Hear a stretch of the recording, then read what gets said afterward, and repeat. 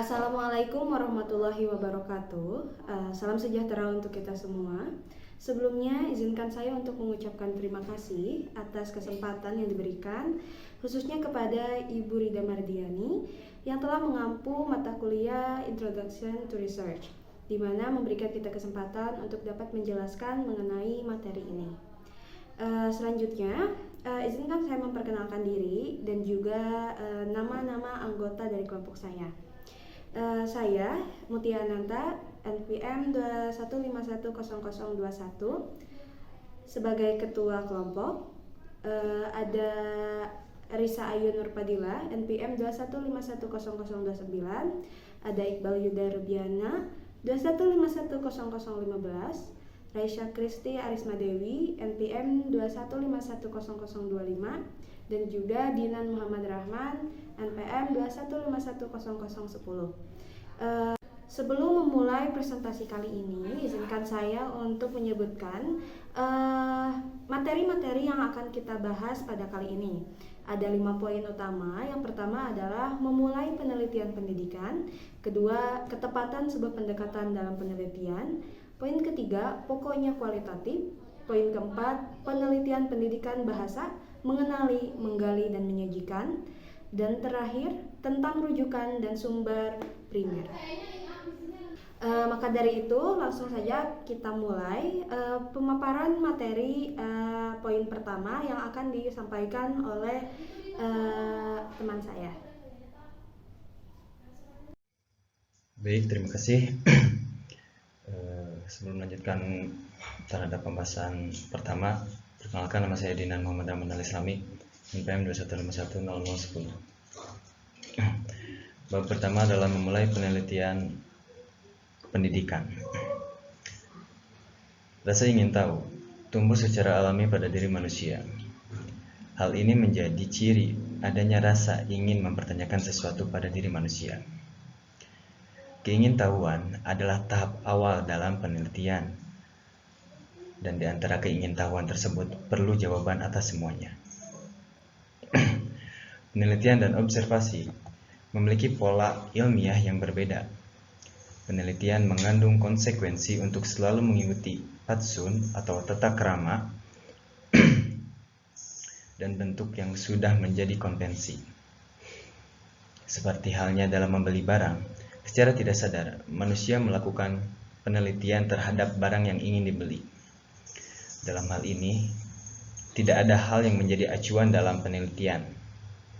Kemudian, penelitian menjadi proses berlangsung terus-menerus dalam perkembangan ilmu pengetahuan, dan dalam penelitian tersebut ada langkah-langkah terstruktur yang mengacu pada standar baku. Terdapat 5 hal dalam langkah tersebut. Yang pertama adalah merumuskan masalah penelitian. Tentu saja dalam setiap penelitian kita harus memiliki masalah untuk diteliti. Setelah kita menemukan masalah, lanjut kepada langkah berikutnya, yaitu kajian empiris sesuai rata yang menjadi target. Kita harus mengkaji penelitian sebelumnya agar menjadi target sebuah penelitian. Kemudian yang ketiga, pengulangan dan pengecekan keabsahan data. Data yang kita peroleh dari kajian empiris dan semua masalah, kita kembali untuk dicek apakah faktual, apakah layak untuk diteliti. Kemudian yang keempat, analisis sintesis dan mengkaji hubungan. Dan yang terakhir adalah mengolah dan mengevaluasi. Terima kasih. Bab selanjutnya akan dilanjutkan oleh presenter selanjutnya. Baik, terima kasih. Saya Raisya Kristi dengan NPM 215100025 akan melanjutkan materi tentang ketepatan sebuah pendekatan dalam penelitian. Pemilihan pendekatan penelitian seharusnya didasarkan pada tujuan penelitian dan pertanyaan yang hendak dijawab. Baik kualitatif maupun kuantitatif, semuanya berkenaan dengan prosedur untuk mendapatkan sebuah jawaban atas pertanyaan penelitian. Pendekatan kualitatif cocok digunakan ketika penelitian bertujuan untuk memahami dan menjelaskan fenomena secara mendalam, mengeksplorasi pandangan atau pengalaman individu atau kelompok, dan memahami konteks sosial atau budaya yang mempengaruhi fenomena tersebut. Dalam pendekatan ini, peneliti diberikan keleluasaan dalam mengumpulkan data yang bersikap deskriptif dan kompleks, seperti melalui wawancara, observasi, atau analisis teks.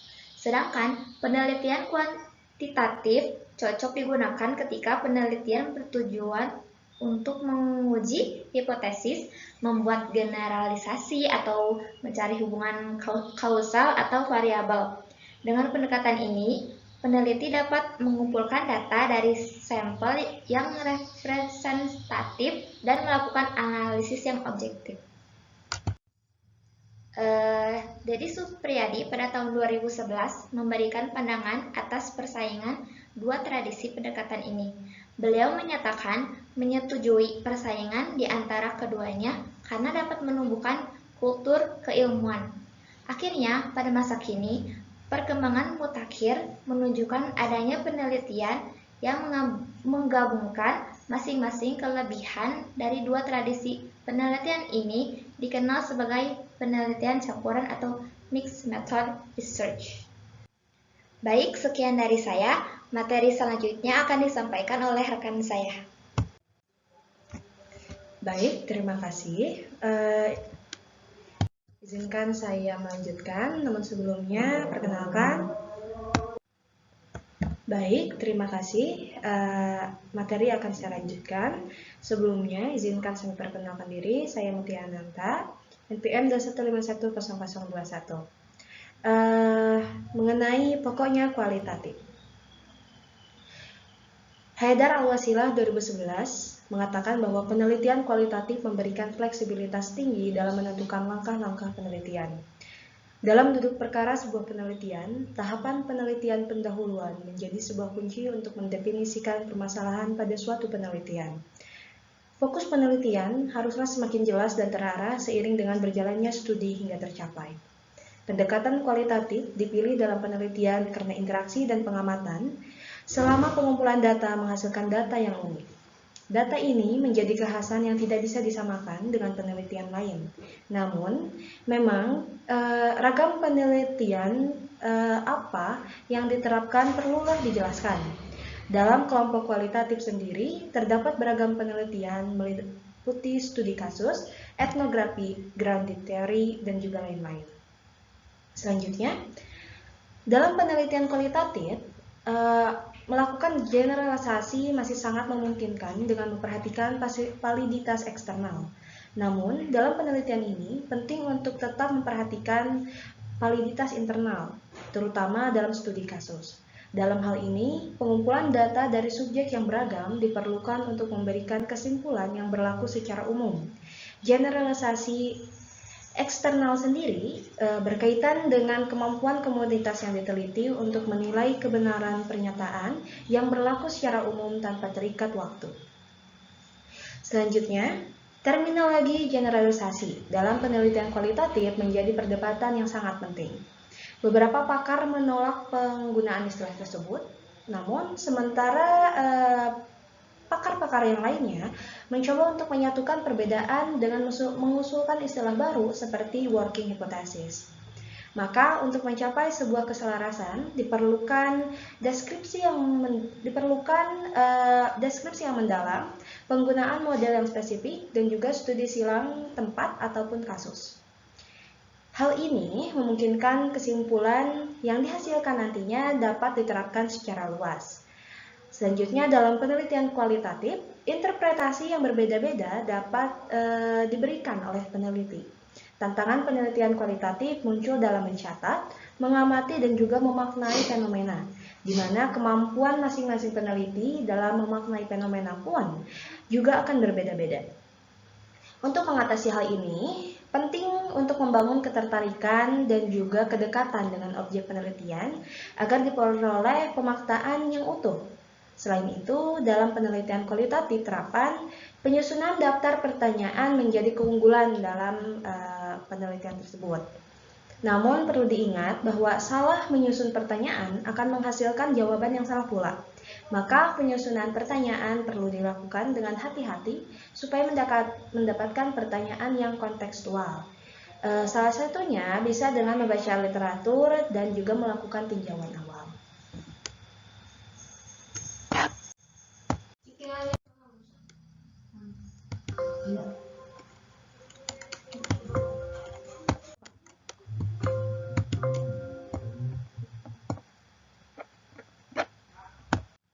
Baik, terima kasih atas kesempatannya. Perkenalkan, nama saya Risa Ayunur Fadila Azhara dengan NPM 21510029 akan menyampaikan materi dengan judul Penelitian Pendidikan Bahasa, Mengenali, Menggali, dan Menyajikan. Penelitian menjadi sebuah formalisasi dari sifat kemanusiaan yang berawal dari rasa keingintahuannya. Ada gejala-gejala dan tanda-tanda yang ditemui bahwa memang fenomena ini layak untuk menjadi sebuah penelitian. Langkah pertama dalam sebuah ilmu pengetahuan adalah mengenali. Maka, dalam memulai sebuah penelitian, pengenalan adalah sebuah langkah awal dalam meneropong sebuah fenomena. Kemampuan untuk mengenali sebuah fenomena menjadi masalah perlu dilatih. Untuk itu, seorang peneliti perlu juga mengasah kepekaannya dengan membaca penelitian terlebih dahulu. Langkah berikutnya adalah menggali data yang ada. Tidak semua data perlu dideskripsikan, tetapi data yang tidak memadai perlu digali terus sampai jenuh.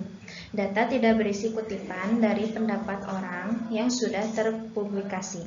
Data ini harus murni apa adanya, bahkan tidak perlu ditulis ulang. Terakhir, data yang sudah diverifikasi perlu disajikan. Bahasa ilmiah tidaklah perlu rumit, yang terpilih adalah cukup disajikan dengan bahasa sederhana dan mudah untuk dimengerti. Penelitian yang tidak dipublikasikan merupakan dosa besar. Penelitian yang sudah dipublikasi bertujuan agar tidak lagi terjadi duplikasi dan replikasi penelitian. Kendala publikasi penelitian untuk menjadi sebuah cetakan tidak lagi menjadi masalah. Dengan ditempatkan di perpustakaan ataupun jurnal dalam jaringan sudah memadai untuk dijadikan sebagai sebuah rujukan. Terakhir, penelitian merupakan sebuah siklus. Pola yang digunakan dengan mengenali, menggali, dan menyajikan adalah urutan yang sudah menjadi langkah aktivitas ilmiah. Cukup dengan memahami konteks masalah yang sudah bisa memulai sebuah penelitian. Peneliti, jikalau mendapatkan rekomendasi penelitian, tidak perlu melakukan pengenalan masalah. Cukup dengan memahami konteks masalah sudah bisa memulai sebuah penelitian. Mungkin cukup sekian dari saya.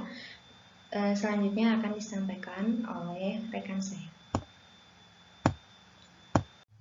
Baik, terima kasih. Perkenalkan, saya Iqbal Dina Robiana dengan NPM 21510015 akan melanjutkan materi selanjutnya, yaitu materi terakhir, yaitu baiklah, untuk materi selanjutnya adalah tentang rujukan dan sumber primer. Jikalau merujuk kepada referensi yang lama, bisa saja mengetahui yang diperoleh selama penelitian tidak lagi diaplikasikan. Itu Arifiani, Kustono, dan Patmantara pada 2016. Untuk sumber primer perlu dikutip jurnal, disertasi, dan tesis. Untuk fungsinya, Dan untuk materi selanjutnya adalah tentang rujukan dan sumber primer. Jikalau merujuk kepada referensi yang lama, bisa saja pengetahuan yang diperoleh selama penelitian tidak lagi diaplikasikan. Arifiani, Kustono, dan Patmantara pada 2016. Untuk sumber primer perlu dikutip jurnal, disertasi tesis, atau disertasi. Jadi disertasi naik. Untuk materi selanjutnya adalah tentang rujukan dan sumber primer. Jikalau merujuk kepada referensi yang lama, bisa saja pengetahuan yang diperoleh selama penelitian tidak lagi diaplikasikan. Untuk sumber primer perlu dikutip jurnal, disertasi, dan tesis. Untuk memiliki segalanya, teknologi telah mempermudah pencarian. Dan juga hambatan bagi peneliti ada ketidakadanya akses jurnal dalam melakukan penelitian, keterampilan yang perlu dikuasai oleh mahasiswa dan peneliti yang sedang menulis tugas akhir adalah kecakapan dalam mengumpulkan informasi. Dan sepanjang ada akses internet, maka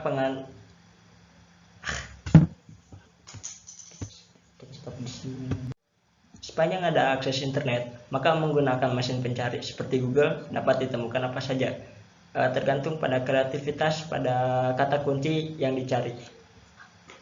Dengan Google sudah ada koleksi buku yang dapat diakses, dan juga Google Cendekia yang menyediakan database yang juga akses terbuka, sehingga tidak ada alasan lagi untuk tidak melengkapi sebuah laporan penelitian dengan sumber mutakhir dan berasal dari dokumen yang primer, termasuk menggunakan fasilitas yang disiapkan melalui kemajuan teknologi, informasi, dan komunikasi dalam mendukung produktivitas riset.